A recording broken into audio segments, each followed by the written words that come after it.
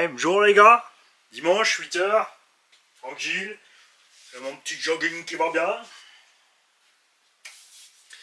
Et aujourd'hui, on va causer une marque que j'affectionne particulièrement depuis bien longtemps, vous le savez. Malheureusement, pas beaucoup de vidéos sur le sujet parce que ils n'ont pas fait beaucoup de machines, à savoir Hongnor. Hongnor, à base Buggy Truggy et GT Compète. Ça fait très très longtemps qu'ils fabriquent des machines, rebadgées depuis très longtemps par T2M en France et Ofna par exemple aux US, Graupner en Allemagne. Tout comme Obao. Le fameux pirate RSR qui a fait les beaux jours de T2M, c'était un Obao. Le suivant, c'était un Hongnor. Donc vous connaissez cette marque. On a fait des vidéos sur le Truggy X2 CRT et CRT Pro. Le CRT Pro, c'était mon chouchou des Truggy à l'époque. Ils ont transformé ce CRT Pro, c'est plus le CRT Pro. Le Pro a tout simplement tous les alus. Châssis, tourelle, corde à morteau, cale de train, top plate, renfort de châssis en 70-75 T6. C'est quelque chose qu'ils ont repris sur les X3, X3 Sabre. Bon, il y avait les X1 et les X2 bien sûr. Et ça jaune ce genre de pièces chez eux. Tu vois. Super esthétique. Très léger. Ils font la GT. La GT qui est rebadgée chez plein aussi de fabricants ou de rebadgers. IGT par exemple, c'est la X3 GT avec des options plus, des pièces vues différemment. Un peu des modifs comme a fait BMT avec la Oba. Les prix suivent, bien évidemment. Hongnor fait donc de ce CRT Pro qu'ils ont, je ne sais pas si on le trouve encore en tant que CRT Pro, ils ont stoppé ça, enfin non, j'en ai plus trouvé, et ils font le Mega Boost. Le Mega Boost, c'est le CRT non pro, c'est-à-dire cale de train plastique, tout ça. Sur le Truggy standard, vous l'avez vu, nous on avait ici un X1 CRT, l'épave, souvenez-vous, les vidéos de la première épave, c'était un X1 CRT. C'est solide, ça tient le coup, les pièces sont pas chères, mais affublé de roues taille Proline Trencher, sauf que c'est pas les Proline Trencher, sont beaucoup plus lourdes, 400 grammes et des brouettes la roue. Et comme tous les Truggy que tu équipes avec des grosses roues, problème du coup détachement de transmission parce que l'étagement interne est trop petit et couronne au centre tu peux pas faire ce que tu veux. On faisait ça sur les X1 parce qu'on avait des couronnes de 60 du thermique. Là ça allait, mais là ça va plus. Et entre temps, Hongnor a fait le Mars qui est un 1/10. Je l'ai pas encore eu dans les mains, mais on va voir ce qui se passe avec celui-là. Si on est content avec celui-là, peut-être qu'on se dirigera vers un Mars aussi pour le tester le 1/10. Ça, c'est le Mars X, le 6S. D'abord, je pensais que c'était un engin de la taille du Sledge, mais on a un anthrax de 340 mm. Se classe donc dans la taille du Max V2, à peu près.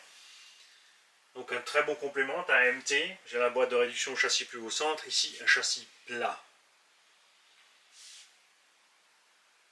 Mais aussi dans la gamme des Outcast et Coralie Jambon et démantelé Tator ou démantelé tordu. C'est juste un poil plus long. Ça devrait être sympa parce que les engins en 325 c'est la taille d'un buggy. Ça, c'est une idée, désolé pour la carabinière, ça c'est un buggy en 325 mm d'anthrax. Sauf que tu as la largeur d'un Truggy, ou Muggy, c'est-à-dire cette largeur-là. Tu vois un peu le truc, t'es large comme ça, mais t'es long comme ça.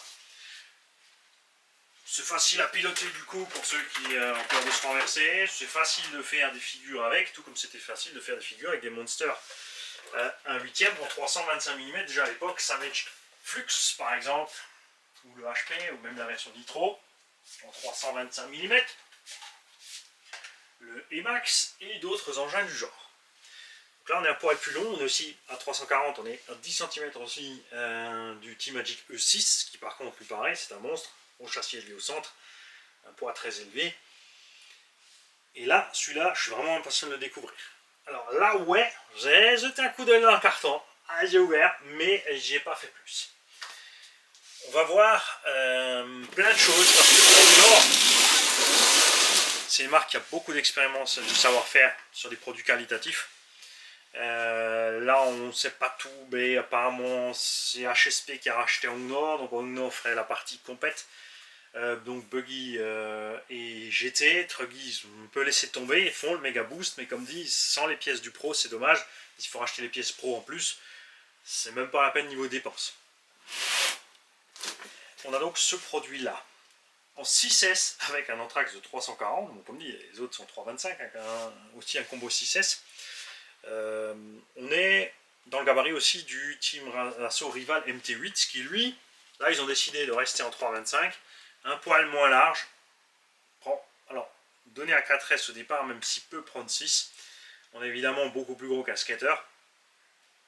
Là ils ont fait l'inverse, ils ont pris un Buggy 1.8 et ils ont un peu rapetissé le truc pour le rendre un peu plus petit. Il est donné à 90 km/h plus, pas forcément utile avec cette longueur de châssis. Ce qui est intéressant, c'est l'équipement qui est à bord. On a un combo OB-Wing, mais pas un rebadge. On a le vrai combo OB-Wing, on a un max 8 à bord, donc on peut mettre le bec à 7,4.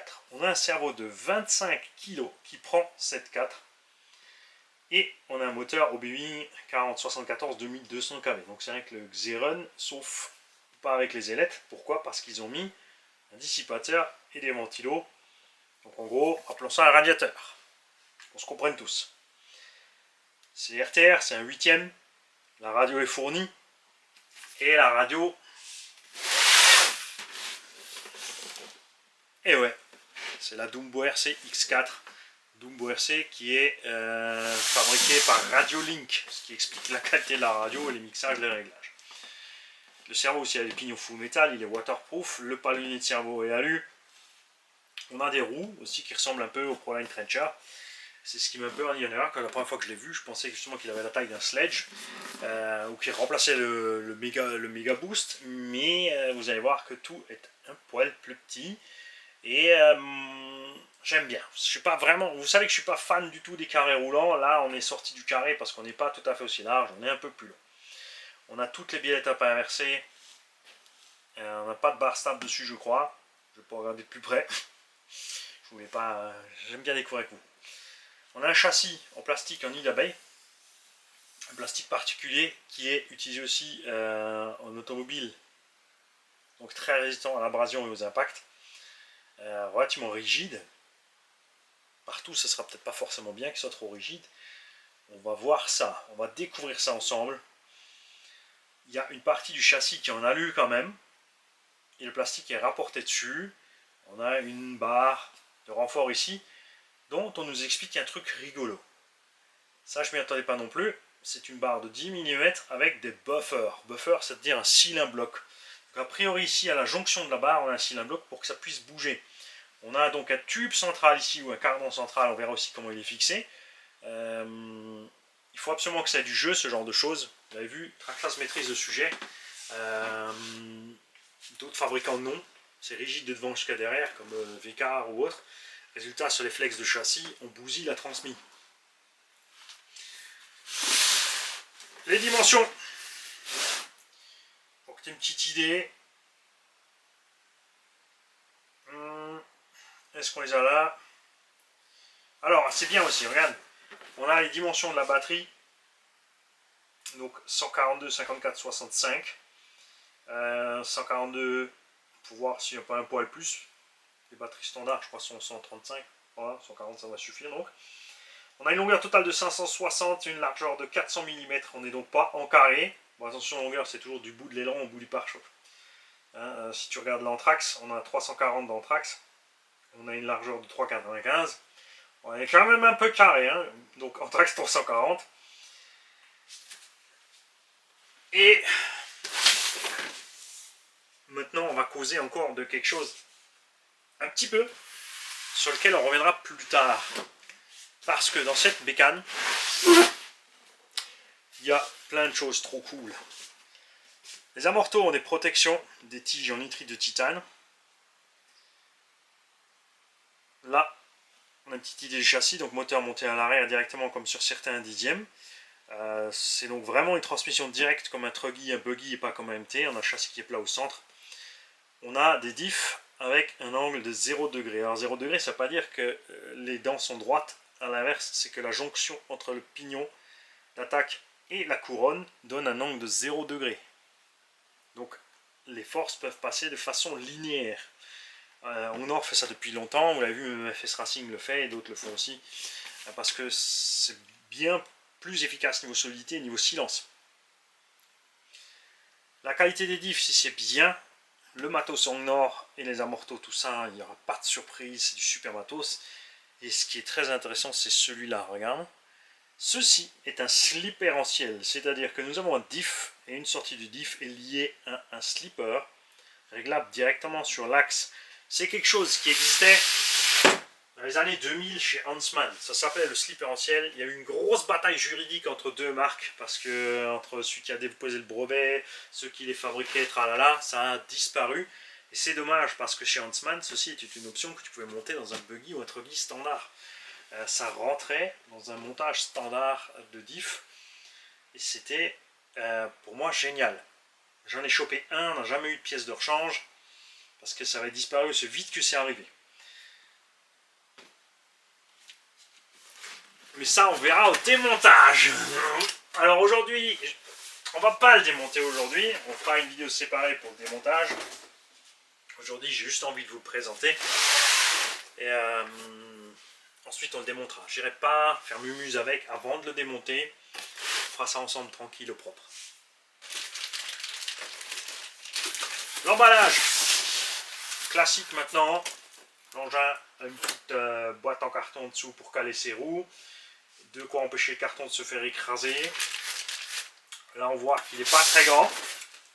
Et si vous dites que ça ressemble à un sledge, eh bien, il faut savoir que je crois bien que c'était sur le marché un peu avant, cette histoire. Tout est solidement fixé là-dedans, ça c'est cool.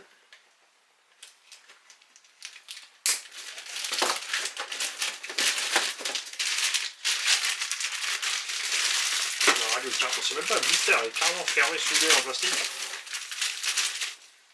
Voilà, on est bien sur la radio type Dumbo RC. C'est pas ce qu'il y a de plus agréable aux mains, parce que c'est vrai que ça pourrait être sympa d'avoir ça en caoutchouc ou autre, mais bon, ça fait le taf. Cette Dumbo RC, moi je l'aime bien. Ce qui me manque un tout petit peu, c'est... Moi j'aime bien autant de débattement avant qu'arrière, mais on s'habitue vite. On a une quatrième voie ici à 3 positions, on a une troisième voie ici on-off. On a inversion, on a trim, et on a un dual rate des gaz et de la direction. On peut donc instantanément ici, tu vois, ils l'ont bien mis en évidence. Steering, ST, ça tourne. Throttle, tu accélères.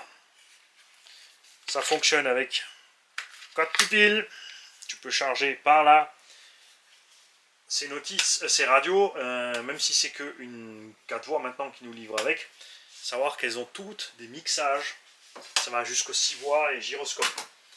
Chez Dumbo RC, parce que Radiolink, comme dit, ils savent un petit peu ce qu'ils font dans ce domaine-là. Elles sont simples, légères, fiables, elles ont une bonne portée. J'ai vraiment eu à aucun moment de surprise avec ces radios Dumbo. Je crois que j'en ai passé maintenant une cinquantaine sur des véhicules Tombola, sur des véhicules en préparation ou autre. Donc de ce côté-là, Mani il est déjà content. Parce que ça gâche le plaisir. C'est les choses qui gâchent le plaisir, c'est des pneumatiques merdiques, on a vu chez HPI, ou des radios qui sont nazes, comme la première version de la radio Coralie. Bien évidemment, on a des outils livrés avec, donc une clé de 17 pour les roues, en plastoc. On devrait faire le taf, mais je ne suis pas fan parce que ça se vrille et on est serré comme il faut. Quelques petites clés Allen pour le secours. Je me dis que à ce stade-là, pour des engins pareils avec une telle puissance, c'est pas pour un débutant. De toute façon, même si c'est pour un débutant, c'est plus simple que moi. Je suis pour qu'ils ne livrent pas d'outils avec, qu'on fasse l'économie de ces outils chez le constructeur, parce qu'il vaut mieux aller s'acheter des outils soi-même. Nous avons la notice du Max 8 avec, qui n'est pas bridé. Il a toutes ses 11 fonctions réglables. On verra par défaut s'ils ont bien laissé les trucs constructeurs, donc le bec à 6, mais on peut passer à 7,4. Le freinage à 50%. Le punch à 3, ça c'est parce qu'il va que jusqu'à 5 sur le max, pas comme le Quick Run, 0 drag brake. Et ça, on verra quand on branchera le Vario, c'est effectivement parce qu'on a vu qu'il y a des constructeurs où ça ne correspond pas à la notice et où aussi, après un court essai, il faut aller modifier certaines choses. Notice. Ouais, t'inquiète, je vais sortir l'engin de là. Alors, on enlève ça. Il va te sortir la bébête. Et je vais me retenir d'appuyer sur quoi que ce soit. Je vais te le poser là comme ça. Voilà. Tu vois, ça fait un mini sledge. C'est funky. On est effectivement, tu vois, pas dans le look carré, mais dans le look truggy juste un peu plus petit. Pour que tu aies une idée ici, le Kakapit K1, le KDM Successor, pardon, KDM Successor. Donc, lui, il est en 3,25 avec une carreau de truggy, tu vois. On est un poil plus long, même, bien sûr plus massif, ça c'est du 1,10. C'est juste pour rigoler qu'on l'a fait comme ça. On va t'enlever ton petit...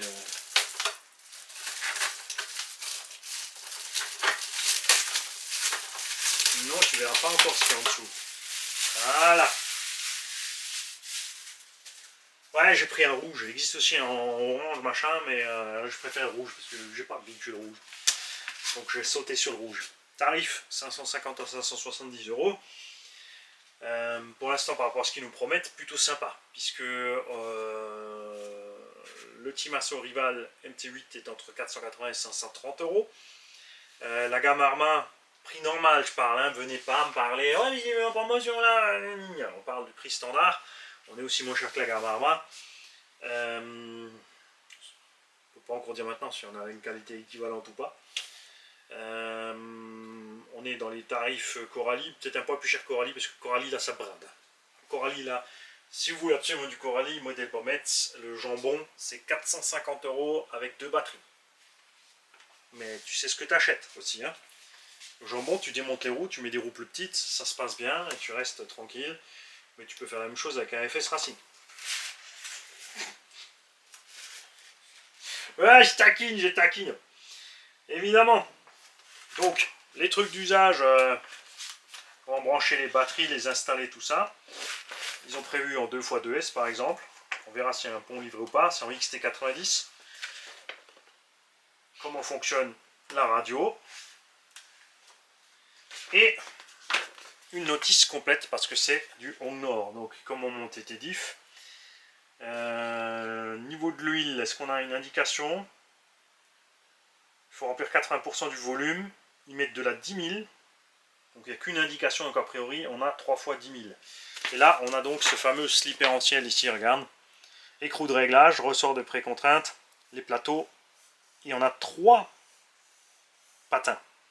Ça le ramène donc dans les engins qui ont une transmission bien protégée, Traxxas R-Evo avec le Cush Drive plus le diff, HPI Savage Flux avec le diff plus le slipper multipoint. Qu'est-ce qu'on a encore, un 8ème? On avait chez Arma le Nero qui avait un diff plus un slipper génial. Malheureusement, on espère que ça va revenir. Le Timasso a 3 diffs, mais rien d'autre. Moi j'aime vraiment ça. Franchement, le diff plus le slipper ou le diff plus le Cush Drive au minimum, parce que ça économise à mort votre transmission et vos moteurs. Parce que quand tu prends un choc sur les 4 roues, que tu bloques net les fers ou quoi que ce soit, c'est ça qui va prendre le coup à la place de ton moteur ou de ta transmission. Et ça, c'est sympa. On a donc un châssis type semi-baignoire en plastique qui a un renfort alu dedans, c'est du 60-61. Les amortos, tout ça, c'est 70-75. Les tourelles sont en plastoc. Ça, c'est un type de construction que j'aime bien, en fait, les tourelles en delta. Ça se passe bien. Au centre, c'est pas un tube, c'est un cardan. Il n'y a donc une noix avant et arrière. Donc là, on est bon sur le flex du châssis. Si la longueur colle, on va avoir des problèmes. On a plusieurs trous pour changer l'entre-dents. T'as pas un truc, ça peut pas bouger. C'est bloqué. Donc, ce trou-là pour 14, celui-là pour 15 dents, ce trou-là pour 16. D'origine, on a quoi comme pignon d'origine dessus? Parce que là, c'est important. C'est un 2200 kV qui est à bord. Donc, j'espère qu'ils ont mis un petit pignon là-dessus. On nous parle quelque part du moteur et du pignon, je crois.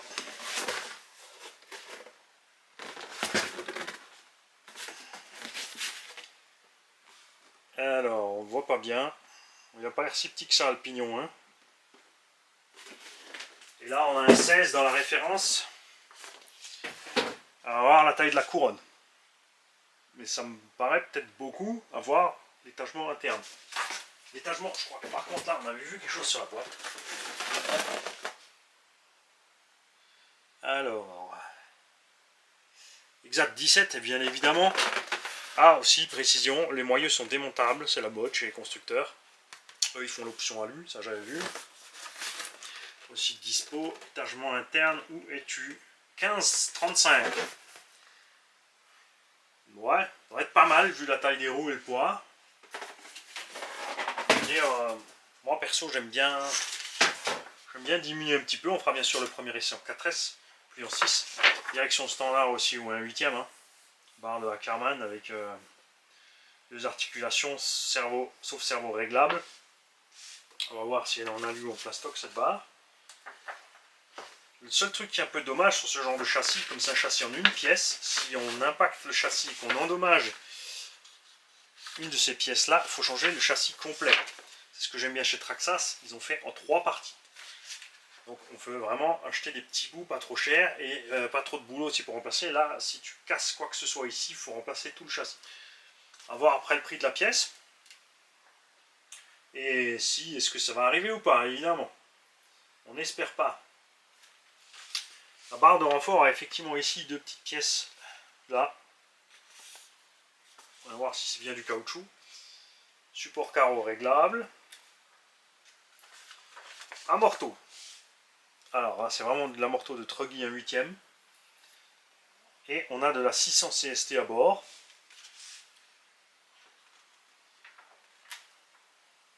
Ah tiens, on va voir. Au niveau des refs, le pneu et la mousse pareil, donc c'est un ensemble. La jante est à part. Le bedlock ou faux bedlock, parce que c'est collé, hein. Ça c'est juste de la déco, c'est à part. Et le moyeu est à part. Donc à voir s'ils feront du 0 offset, parce que là on a un demi. Les pièces standards, elles sont là. Pignon option 13, 14, 15, 16, 17. Donc on ne sait pas lequel est stock du coup. On a le 13, le 15, le 16 et le 17 qui sont placés autrement que le 14. Est-ce qu'on a un 14 dessus? Je pense pas parce que là dans la référence on a un 16. Donc on verra, on sera obligé de démonter le moteur pour voir ce qu'il y a exactement comme pignon dessus. Là il y a la référence 16. Hein. Donc, a priori il y a 16 dents, ça me paraît un peu beaucoup là pour un engin de ce genre. Comme dit. Et en option disponible, les moyeux avant et arrière en alu 70-75 et un renfort de châssis aussi. Et les hexadroues en demi offset aussi. Il n'y a pas de référence, il n'y en a qu'une. Voilà, maintenant il est temps. On va assez parler de tout ce qui est autour. Il est temps de voir cette histoire. Évidemment, ça ne lui rend pas honneur. Hein, parce que on va fixer la carreau pour le faire.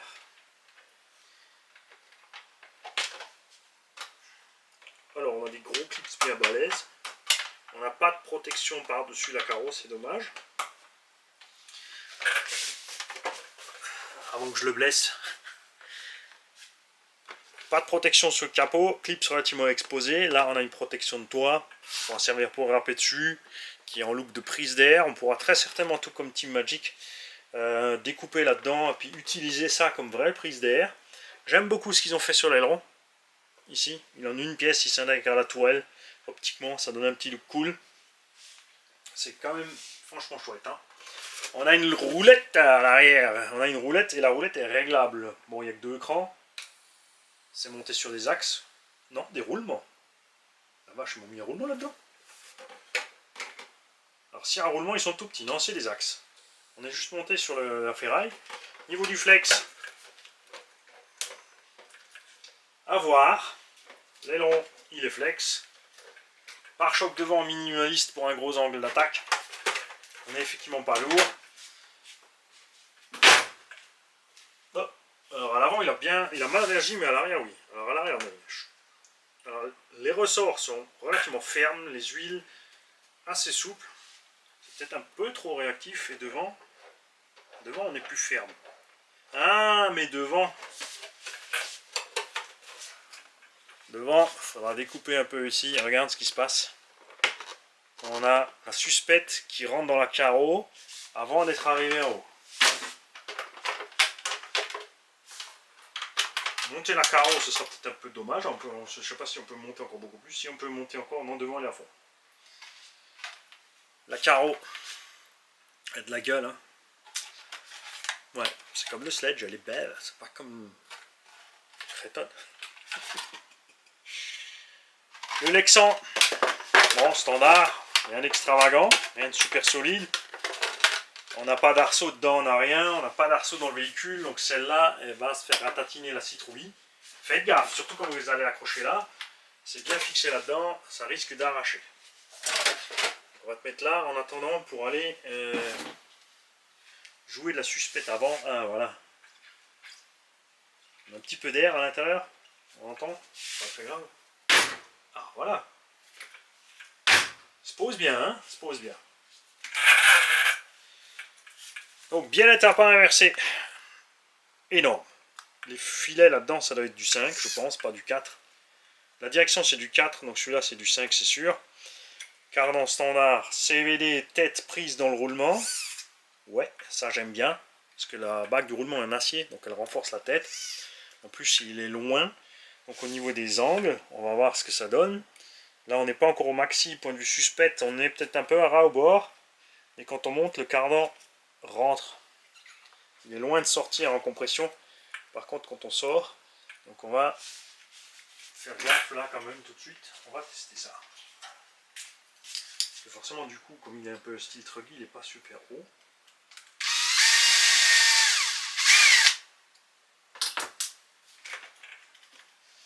Ouais. Si on monte, il est dehors. Maintenant, voyons voir si on se met là. Donc, quoi que c'est en 2001, donc ça ne montera pas. On n'a pas plus, il n'est pas plus haut. On m'a mordu. Ouais, on est à ras. On n'est pas plus haut en fait. Hein. Comme ils ont fait ça dans les angles, ça reste pareil. La seule chose qui va se passer, c'est quand tu vas mettre ton amorto plus au centre ici, c'est que la suspension va être plus souple. Mais il ne monte pas plus haut.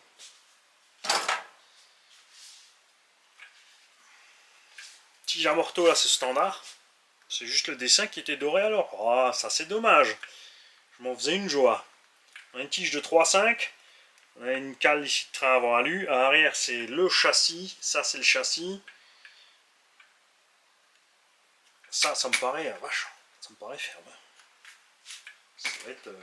Ça va être rude l'avant, je te le dis. La tourelle aussi, il ne bouge pas trop. Là, on est bien flex. Et effectivement, ici, regarde. Là, on est monté ferme. Et là, derrière, on est souple. Et on a un caoutchouc. Bon, ça se balade un peu beaucoup, tout ça, quand même. Hein, on peut comprimer, regarde. Tu peux comprimer plus ou moins. Changera peut-être un peu la réaction, à voir. Mais ça, en tout cas, il se balade. Et là, il faudra un sacré flex pour aller rentrer en contact. Ah non, regarde. Tu vois? Donc on a un minimum de flex. Ça devrait bien se passer. En twist, j'arrive à le twister aussi un petit peu. À voir. Moteur et diff donc, sont montés sur un seul chariot. Ils n'ont pas fait l'erreur que font beaucoup de constructeurs en ce moment. Je ne suis pas fan. Mais là, je t'en mets partout. T'as fini là?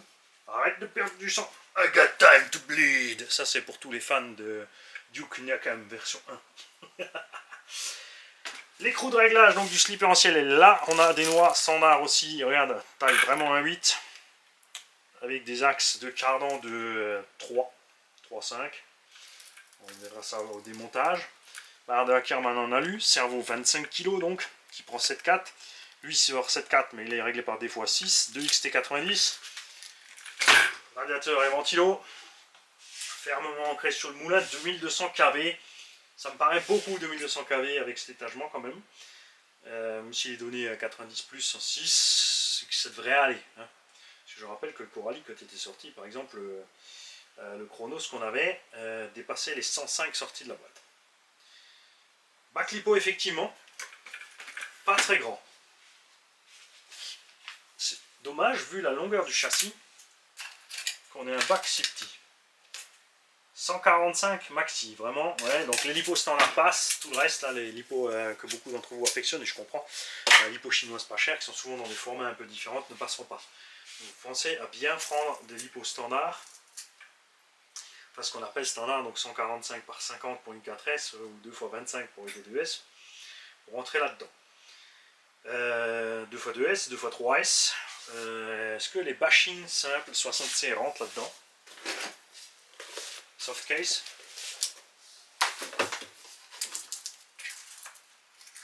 Ouais. Ouais. Les straps sont bien longs. Oh la vache, tiens bien aussi.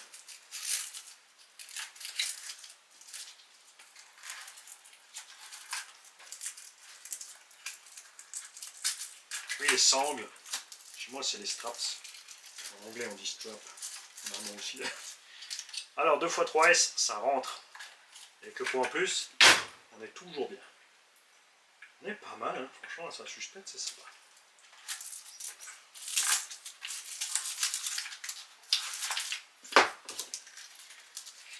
Une 6S, évidemment, rentrera aussi, pas de problème. Moi, je pense que je vais le rouler en... Alors, comme dit, on fera d'abord un essai en 4, pépère. Et ensuite un essai en 6. J'essaierai de penser à emmener le GPS, mais je vous promets rien. Les pneus. Alors, la gomme très ferme. Un peu plus ferme niveau sensation. Ouais, un peu comme les Timasso Rival. Par contre, la mousse, pas trop de mousse. Je m'attendais à une mousse un poil plus ferme. Tu vois, on est vraiment light sur la mousse. On verra si ça ballonne ou pas. Parce que ça, c'est destructeur ou pas pour la mousse. Si ça ballonne beaucoup, la mousse n'est pas élastique comme chez Traxxas. On a vu que les mousses se détruisent très vite. Quand tu as une mousse élastique qui suit le pneu, comme chez Timasso ou d'autres marques, et ben ça se passe bien. À l'arrière, les birettes supérieures aussi comme à l'avant. Les moyeux ne sont pas réglables en hauteur, sont fixes. Pour les amortos aussi, on n'a pas de choix sur la tourelle d'ancrage, ni devant ni derrière. Là aussi, on a 2 points d'ancrage. Donc, comme dit, si on passe sur le point d'ancrage à l'intérieur, on n'aura pas plus de garde-sol que ça. Il a son max là. Bon, ça sera stable, du moins au moins. Du coup, ça sera plus stable parce qu'il n'est pas trop. J'aurais bien aimé le monter un petit peu, moi, cette affaire. On n'a pas de barre stable parce que c'est ancré dans le. C'est plus AMT. De toute façon, avec les jantes et les pneus mous, même sur Sledge, les barres stables, ça sert à rien du tout. Il n'y a pas besoin. C'est sûr qu'après, par contre, quand tu passes sur les routes ruggy ou autres, le fait d'avoir des barres stables, c'est sympa. Mais de toute évidence, aucune option barre stable n'est prévue sur cet engin. Ils n'ont rien fait. On n'a rien de ce côté-là. Boîte radio, pas étanche, puisque je vois les câbles, il y a un gros trou ici. Mais j'aime la solution type, regarde, comme chez KDM. L'interrupteur a sa petite place. Ah, ils sont malins, ils sont malins. Regarde. Il est juste collé, hein, le bouton off, il peut se balader. Du coup, ils ont prévu ouverture devant-derrière pour sangler le truc. Tu peux passer un tout petit résistant. Les résistants très fins passent entre les deux boutons pour ne pas toucher. Je vous conseille vraiment de le faire. Profitez-en au passage pour mettre un ballon autour du récepteur qui lui n'est pas étanche, ou même s'il l'est, ça peut lui poser problème. Ça, faut faire gaffe. Niveau place, c'est un peu à la mode. Hein. Hongnor a fait ça sur beaucoup de ses engins aussi. Tout comme Mode Bodies et plein d'autres. Techno compagnie, c'est un moteur Vario, servo-récepteur, tout l'un sur l'autre. Là, on est en 6, ça va. C'est un peu serré, mais sans plus. Les engins où c'est vraiment très compliqué de passer tout ça à bord, ça manque de place. Mais bon. On a à l'arrière, donc la noix arrière du diff qui va directement dans la cellule arrière. On n'a pas une... Alors c'est pas un petit cardan, c'est juste un axe. En fait, on est directement sur l'axe du diff. Et le slipper, regarde, ils n'ont pas livré l'écrou d'ailleurs avec, enfin la clé, où je ne l'ai pas vu dans la boîte. Pour desserrer ça, peut-être du 14 ou du 15. Donc pensez-y, je vous donnerai la taille de la clé exacte. attention, il y a un BTR ici. Ça veut dire qu'il faut desserrer le BTR. Il y a un méplat aussi sur le filet. Donc l'écrou est sécurisé pour éviter que ça se desserre tout seul. Maintenant, on va voir quelque chose au niveau des diffs. 10 000, ouais, c'est un peu light. Hein. Sur ce genre d'engin, ça va mouiner devant, c'est sûr. Au centre aussi.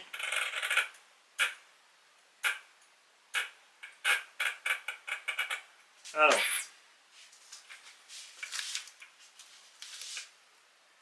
Ça va être chaud pour vous montrer. On fera peut-être ça lors du démontage. Hein.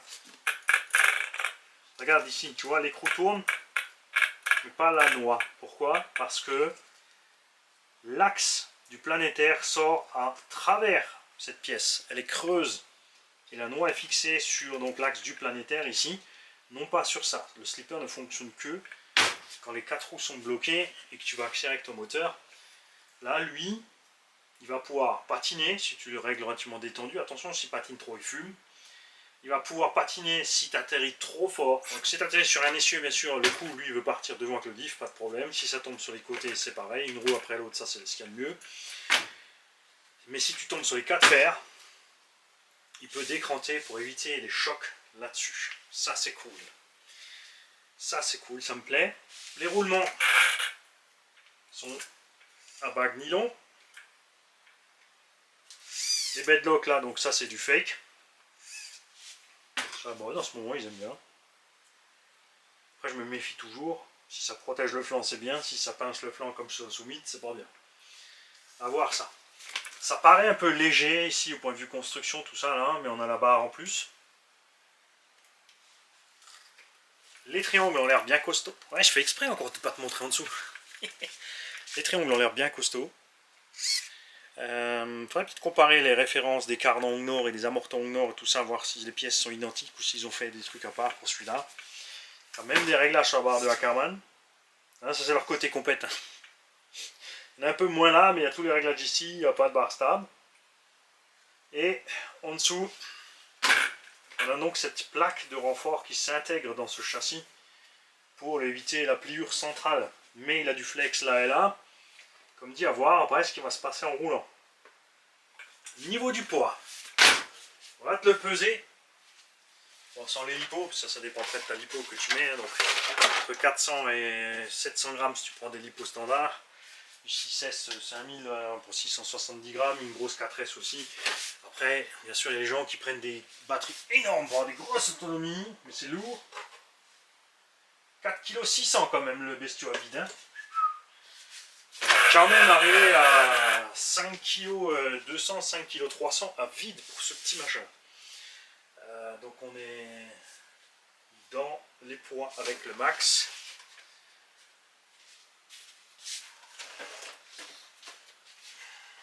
À peu près, tu vois, il fait 10 mm de plus en anthrax. On a des roues un peu plus petites. La largeur, on est aussi 1 cm, il est 1 cm plus court et 1 cm plus large. C'est marrant. Ces roues, si elles sont de bonne qualité, par contre, iront à merveille sur le petit max. Hein, mais on mettra bien sûr pas de bedlock. Hein. On va voir ce qui se passe. On a eu grand plaisir de découvrir donc les roues du Team Asso MT8 qui ballonnent mais qui encaissent. Les roues du FS Racing qui sont franchement, là j'ai roulé en 6, je me suis régalé. Ça ballonne un peu aussi mais sans péter la frimousse en 6. Ceux du Rival sont déjà bien plus mous. Ceux-là je les aime mais la mousse dedans qui crève quand ça ballonne. Évidemment on passera sur la mousse tout en mousse. Comme dit, j'ai envie de faire un essai avec les mousses de Truggy AK. Ne vous en faites pas, on va modifier la mousse pour qu'elle rentre. Hein. On va pas la forcer dedans, les mousses de Truggy c'est un peu plus grand. Donc on va faire ce qu'il faut pour que ça rentre et on fera ce qu'il faut aussi pour les flancs. N'est-ce pas? Mais bon, je l'aime bien comme ça, ce petit max là. Avec, tu vois, là il fait. C'est un gros indice, mais ça reste dans le pont. Là j'aime bien. J'aime bien, on est quand même, tu vois. Alors on a 1 kg de moins que ce bébé là. Au niveau du tarif, on a 300 € de moins. On a un Super Vario fiable. Traxxas, je sais, hein, même si ça s'améliore, c'est normal que plein de gens aient des doutes parce que c'est resté trop longtemps la roulette russe. Alors, les plastiques par contre sont béton, les amortos sont géniaux, la transmission est super, on a des roulements surdimensionnés. Le petit Hongnor a du standard 16 par 8 par 5 partout, normalement, si c'est bien les diffs standard à 8. Les pneus, on verra l'utilisation, mais ça a l'air pas mal. Donc à voir. À voir. C'est surtout le budget qui me plaît. Le rapport qualité-prix, s'il est solide, comme Hongnor a l'habitude de faire des caisses, ça va me plaire. Évidemment, j'en attendrai un peu moins de lui aussi que le Sledge à 800 balles. Tu vois, lui, j'ai pas envie de le balancer sur la grande rampe à pleine vitesse. Le Sledge, ouais. On va voir comment il se comporte. Ça lui arrivera peut-être quand même. À voir. Action Mollis m'a confirmé, t'inquiète, j'ai compris, tu fais les premiers tests cool et après par contre je prépare une petite commande de pièces pour toi. Parce que les arbres, j'ai bien vu que c'est un problème et les poteaux aussi. Donc allez voir sur le site Action Mollisme, il est déjà dispo. Personne ne sera fâché si vous attendez que j'ai fait les tests pour savoir ce qu'il en est. Vraiment avec ce châssis plastique qui est pour moi la plus grande inconnue. La transmise, je ne m'inquiète pas, c'est Hongnor, les amortos pareil. Pneumatique, on a un bon feeling. Attention, ça ne veut pas dire que c'est bon. Des fois, on a eu des bons feelings, on s'est retrouvé avec des chaussettes trouées. Et voilà. Là, la carreau qui touche, elle touche même les amortos. Là, ça, c'est un peu dommage, mais c'est pas très grave. On fera une petite découpe en plus. Ma foi, c'est pas la mort. Le pare-choc avant me paraît un peu raide et rude et court. La roulette me paraît aussi un peu rigide, mais à voir. La plus grande inconnue, donc c'est ce châssis, comment il va se comporter. Les tourelles aussi me paraissent un peu... on est dans la taille de Arma 3-4S. Point de vue tourelle, point de vue l'engin, lui il est définitivement une taille au-dessus. Les Arma 4S aussi arrivent. Si tout va bien, c'est Yves de RC Pascar qui viendra chez nous vous les présenter avec moi. Promis, je laisserai causer. Il n'a pas peur d'être devant la caméra, de toute façon. Hein, c'est un beau poivre et sel.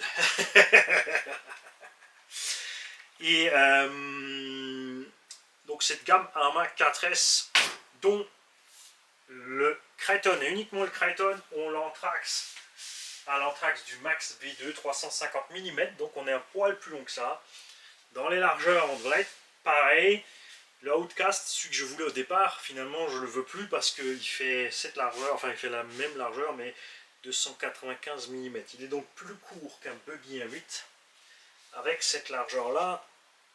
Alors là on va être dans le plus large que long. Ça c'est vraiment, alors là je suis plus, sauf s'ils ont fait des jantes à zéro départ, mais du coup je suis pas pour. Mais du Kraton j'aime pas les couleurs, par contre j'aime bien le gabarit. Donc je vais peut-être plutôt prendre le Kraton 4S.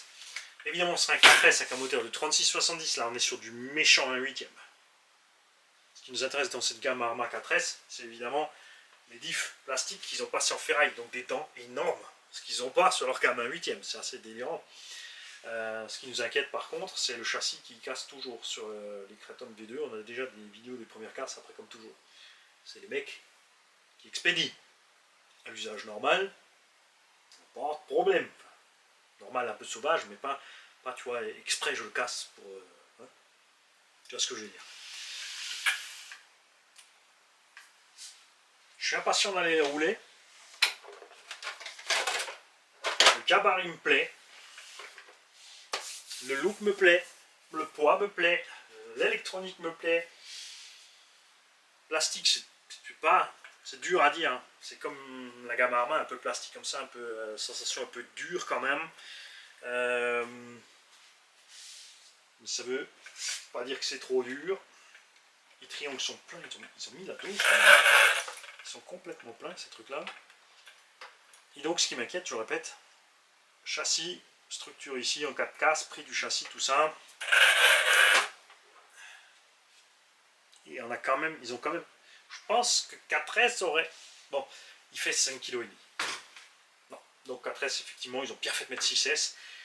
Mais 2002 parce que ça respire dans les tours pour les sauts et compagnie. En 4S il suffira comme beaucoup de ces engins, mais c'est la batterie qui va souffrir, donc forcément on sera plus à l'aise en 6. Et le reste vous verrez dans la vidéo méca. On va pas faire la méca ce matin parce que vous avez intérêt à sortir rouler. D'un autre côté, certains me diront oui, mais d'habitude la vidéo dure 1 heure, j'ai le temps de charger mes batteries avant d'aller rouler. Parce que même je suis pas trop motivé, quand je mets la vidéo en route, tout d'un coup j'ai envie de rouler. Mes batteries sont chargées et après j'y vais. Et là, ça sera pas encore prêt. C'est pas grave, il y a d'autres vidéos, il y a d'autres chaînes. Faites le tour, il n'y a pas que moi. Heureusement d'ailleurs, hein, sinon ce serait pas dans la merde. Il y en a pour tous. Il y en a pour tous et c'est ce qui est cool. Et ça, c'est le genre de trucs qui me font vraiment plaisir. Axomolisme fait tous les modèles que vous ne trouvez pas chez tout le monde. Hongnor, enfin cette gamme donc HNR, parce que la gamme Hongnor est chez son partenaire. Donc Buggy, Truggy Complète et GT Complète. Enfin, Truggy, je ne sais pas si on peut l'avoir. Le Mega Boost peut-être sur commande. Le KDM, KKPit. Avant, il avait encore Caster et Intech.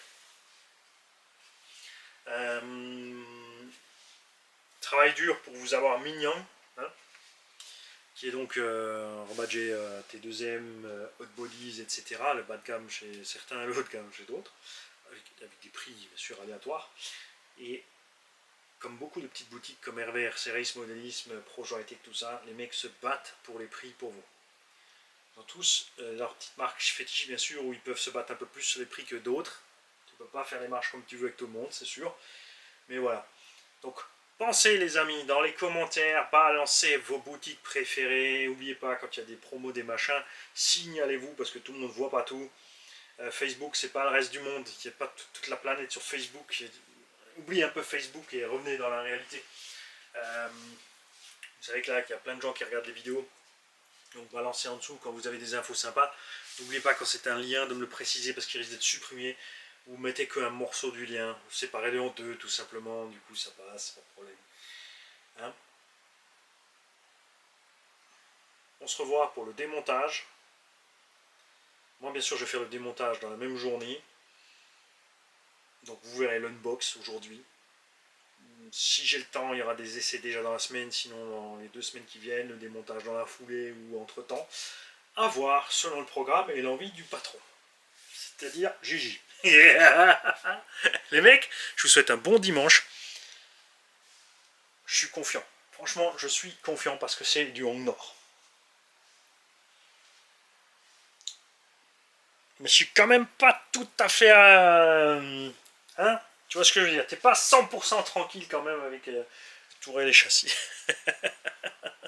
Si vous voulez en choper un parce qu'il vous plaît, vous savez que vous ne roulerez pas comme un fou. Chopez-le, parce qu'ils sont comme dit à 550-570 €, là il y a encore du stock chez Axomolisme. Si par contre vous êtes plutôt parti, vous hésitez, vous attendez la gamme Arma V2, bah attendez la gamme V2, moi j'aurai le temps de tester ça. Entre temps, on pourra voir ce qui se passe avec la gamme Arma V2, à vous de faire le choix. Comme dit, là on a la méchante Mica 1/8 et la motorisation du combo 1/8. La gamme Arma elle sera un peu moins chère, elle a 480 je crois, un point moins cher par contre. T'as de l'électronique, il y a tout petit moteur 3670 comme dans le Max, ça fera le taf si l'engin n'est pas trop lourd, mais moi j'aime bien les gros méchants combos.